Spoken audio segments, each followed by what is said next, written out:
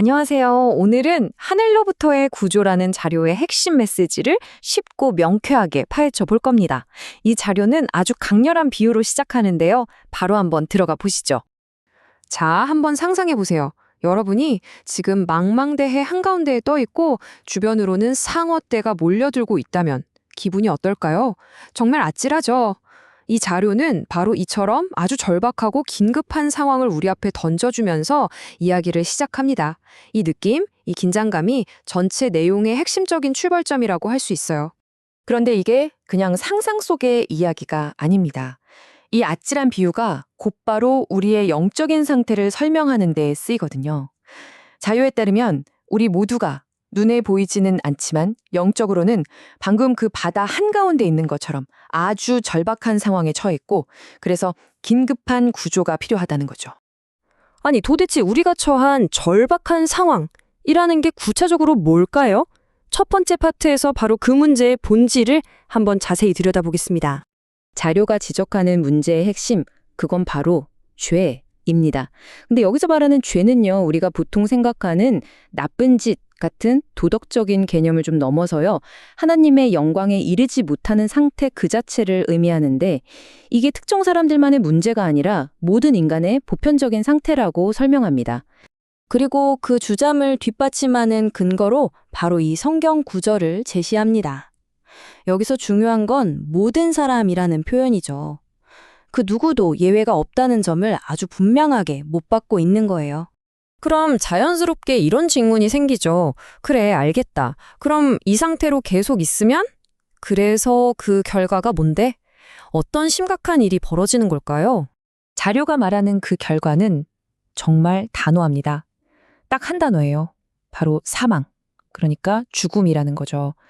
이 단어 하나가 왜 그토록 구조가 시급하고 중요한지를 아주 명확하게 보여주는 셈입니다. 자, 상황이 이렇게 심각하다면 해결책은 대체 어디에 있는 걸까요? 정말 놀랍게도 자료는 그 모든 구조의 동기가 바로 무조건적인 사랑에서 시작된다고 이야기합니다. 이게 정말 흥미로운 지점인데요. 이 구조는 우리가 뭘 잘해서 어떤 자격이 있어서 얻어내는 게 아니라는 거예요.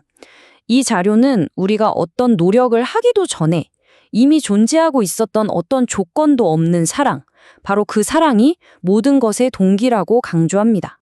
이 사랑이 얼마나 대단한 거냐면 이 구절처럼 영원한 사랑이라고 표현돼요. 어제 오늘 생긴 일시적인 감정이 아니라 아득한 옛날부터 쭉 이어져 온 그런 사랑이라는 거죠. 와, 이 구절이 정말 모든 걸 설명해 주는데요. 이 엄청난 사랑이 언제 증명되었냐 하면 우리가 가장 자격이 없을 때, 바로 아직 죄인이었을 때라는 겁니다. 이것이야말로 이 사랑이 얼마나 무조건적인지를 가장 강력하게 보여주는 대목 아니겠어요? 자, 그럼 이 엄청난 사랑에 기반한 구조가 구체적으로 우리에게 어떻게 주어지는 걸까요?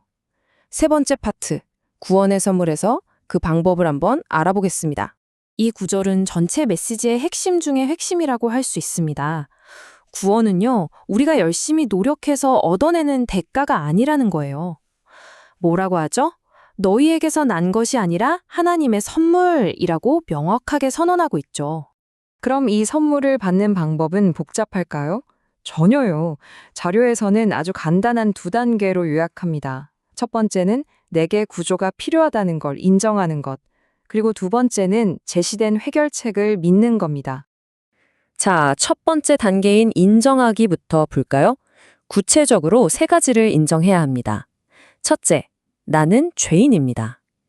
둘째, 그래서 나는 죽을 운명입니다.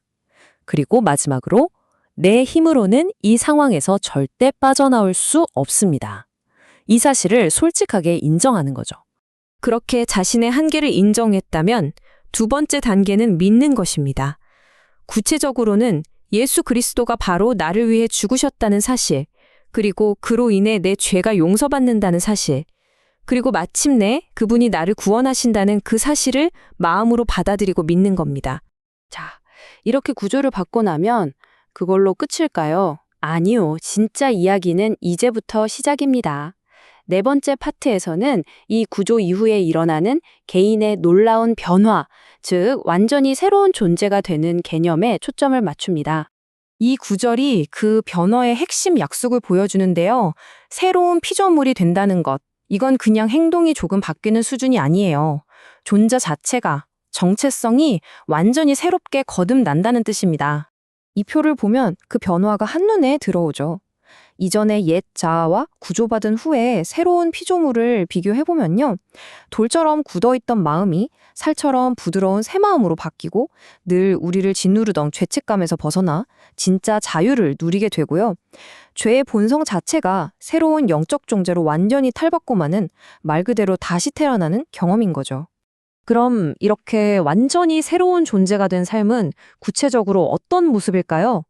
마지막 파트에서는 이 새로운 삶을 살아가는 사람이 경험하게 될 놀라운 변화와 느낌에 대해 자세히 설명해 줍니다. 이 새로운 삶은 정말 긍정적인 경험들로 가득 차 있습니다. 자료에 따르면 이 삶은 마음속에서부터 차오르는 충만한 기쁨, 그 무엇에도 얽매이지 않는 진정한 자유, 그리고 이전과는 비교할 수 없을 만큼 풍성한 삶을 특징으로 해요. 그러다 보면 자연스럽게 하나님의 기쁘시게 해드리고 싶다는 마음이 마음속에서부터 우러나온다고 하죠. 여기서 정말 중요한 변화가 일어나는데요. 하나님의 뜻을 따르는 것이 더 이상 무거운 짐이나 억지로 해야 하는 의무가 아니게 된다는 거예요. 이 구절처럼 그것이 오히려 사랑에서 우러나오는 기쁨 가득한 반응이 된다고 자료는 설명합니다. 자, 결론적으로 이 안내서가 강조하는 건 바로 이것입니다. 이 모든 구원의 여정은 어떤 목적지에 도착하는 끝이 아니라는 것. 오히려 하나님과 진짜 살아있는 관계를 맺고 삶을 통째로 바꾸는 위대한 여정의 시작이라는 의미입니다. 우리 처음에 상어가 맴도는 바다 이야기로 시작했잖아요. 그 절망적인 상황에서 구조되는 것이 끝이 아니라 완전히 새로운 삶, 새로운 관계의 출발점이라고 이 자료는 말하고 있습니다.